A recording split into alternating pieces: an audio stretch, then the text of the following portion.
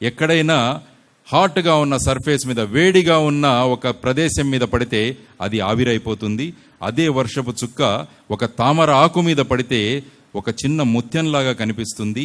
అదే వర్షపు చుక్క వెళ్ళి ఒక ఆలి చిప్పలో గనక పడితే అది ముత్యంలాగా మారుతుంది అని స్వామి వివేకానందుల వారు చెప్పారన్నమాట. అంటే మనం ఎక్కడ పడుతున్నామన్నది చాలా ముఖ్యం అన్నమాట. మనం ఎక్కడ వెళ్ళి పడుతున్నాం, ఎవరి సాన్నిధ్యంలో మనం ఉంటున్నాము అని మనం గనుక ఆలోచిస్తే మన యొక్క విలువ పెరుగుతుందన్నమాట. అందువల్ల మీ విలువను పెంచుకోండి. Add value to your life everyday. ప్రతిరోజు మీ యొక్క విలువలను పెంచుకుంటూ మనం వెళితే, ఒక రోజు గనుక మన సెల్ఫీ తీసుకుంటే ఆ సెల్ఫీలో మన చిత్రం స్వామి వివేకానందుల వారిలాగా కనిపించాలన్నమాట. ఆ సెల్ఫీలో మీ చిత్రం ఏపీజే అబ్దుల్ కలాం లాగా కనిపించాలన్నమాట. అటువంటి వాల్యూ అడిషన్ ఏదైతే మనం విలువలు పెంచుకోవాలో అటువంటి విలువలను గనక మనం తీసుకువెళుతూ మన విలువలను పెంచుకుంటే మనతో పాటు మన కుటుంబం, మన సమాజం, మన దేశం విలువ కూడా పెరుగుతుంది. అందువల్ల మీకు నేను చేస్తున్న విజ్ఞప్తి ఏంటంటే, ఎప్పుడు ఈ సత్సంగంలో నడపండి. సత్సంగం అంటే మంచి వ్యక్తుల కలయికను సత్సంగం అంటాం మనం. మహానుభావుడు నారదుల మునికి ఒకసారి అనుమానం వచ్చిందట, సత్సంగం వల్ల ఏం ప్రయోజనం ఉంటుంది అని చాలామందిలో డౌట్. అందువల్ల ఆయన భగవంతుడికి వెళ్ళి ఆయన అడుగుతాడు, స్వామి సత్సంగం వల్ల ఏం మనకు ఇది ఉంటుంది, ప్రయోజనం ఉంటుందంటే, అప్పుడు భగవంతుడు ఏం చెప్తారంటే ఆయనకి, ఈ విషయం నేను చెప్పాల్సిన అవసరం లేదు, అక్కడ ఒక చిన్న పురుగు ఉంది, ఆ పురుగును వెళ్ళి అడుగు అంటాడట. అప్పుడు నారదుడు వెళ్ళి ఆ పురుగును వెళ్ళి ప్రశ్నిస్తాడు, సత్సంగం వల్ల అంటే ఏంటి, దానివల్ల ఉపయోగాలు ఏంటి అని అడిగితే ఆ పురుగు నారదుడి వైపు చూసి అది వెంటనే మరణిస్తుంది. నారదుడికి అర్థమవ్వదు. మళ్ళా భగవంతుడి దగ్గరికి పరిగెత్తుతాడు. వెళ్ళి, స్వామి సత్సంగం అంటే ఏంటి అని మీరు నన్ను ఆ పురుగు దగ్గరికి పంపించారు, కానీ నేను వెళ్ళి మాట్లాడగానే ఆ పురుగు చనిపోయింది అంటే, ఇప్పుడు వెళ్ళి ఆ పావురాన్ని వెళ్ళి అడుగు అంటాడు ఆయన. అప్పుడు నారదుడు వెళ్ళి మళ్ళీ ఆ పావురాన్ని అడుగుతాడు, సత్సంగం ఏంటి, దానివల్ల ప్రయోజనం ఏంటి అని.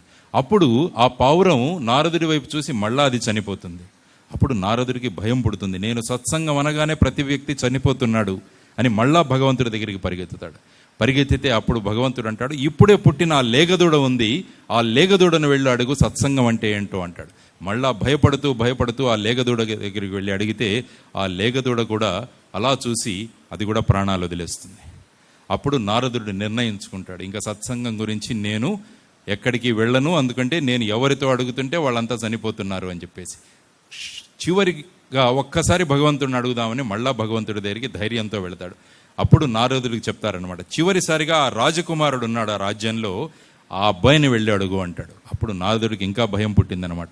ఇంతవరకు ఆ చిన్న పురుగు, తర్వాత పావురం, తర్వాత లేగదూడ చనిపోయి ఇప్పుడు వెళ్ళి ఈ మనిషిని అడిగితే ఈ మనిషికి ఏమవుతుందో అని చెప్పి ఎంతో భయపడుతూ వెళ్ళి ఆ పిల్లవాడి పక్కన కూర్చొని చెవిలో నెమ్మదిగా అడిగాడు, సత్సంగం అంటే ఏంటి, దానివల్ల ఉపయోగాలు ఏంటి అని అలా ప్రశ్నిస్తూ ఎంతో అనుమానాస్పదంగా ప్రశ్నిస్తున్నాను. అప్పుడు ఆ పిల్లవాడు చూసి నవ్వుతాడు. నారద మహర్షుల వారు నన్ను గుర్తుపట్టలేదా, నేనే ఆ పురుగుని. మీరు వచ్చి నాతో మాట్లాడడం వల్ల నేను వచ్చే జన్మలో పావురంగా పుట్టాను. మళ్ళా మీరు వచ్చి కలిశారు, మన ఇద్దరి సత్సంగం వల్ల నేను లేగదూడగా పుట్టాను. మళ్ళా మీరు వచ్చి నాతో మాట్లాడారు, ఆ సత్సంగం వల్ల 84 లక్షల జీవరాశుల్లోని అతి ఉత్తమమైన జన్మ, మానవ జన్మ నాకు ఈ జన్మలో ప్రసాదమైంది.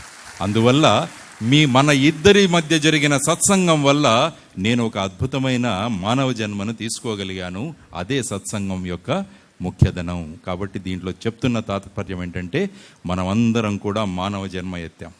అంటే గొప్ప సత్సంగాల ఫలితం వల్ల మనం ఈ మానవ జన్మ ఎత్తున్నాం. మరి ఈ ఎత్తిన మానవ జన్మను సార్థకత చేసుకోవడం చాలా ముఖ్యం, సార్థకం చేసుకోవడం చాలా ముఖ్యం. కాబట్టి ప్రతి ఒక్కరూ కనుక ఎత్తిన మానవ జన్మను సార్థకం చేసుకునే దిశలో కనుక ప్రతి ఒక్కరూ కృషి చేయడం మొదలు పెడితే చూడండి ఏ విధంగా దేశం మారిపోతుందో.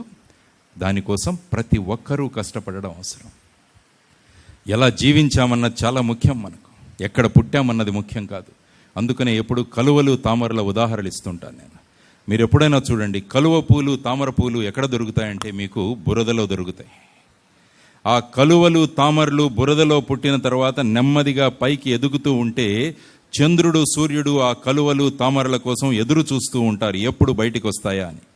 ఆ కలువలు తామరలు బయటికి రాగానే చంద్రుడి కాంతి సూర్యకాంతిని తీసుకొని అద్భుతమైన పుష్పాలుగా అవి వెలుగొందుతాయి.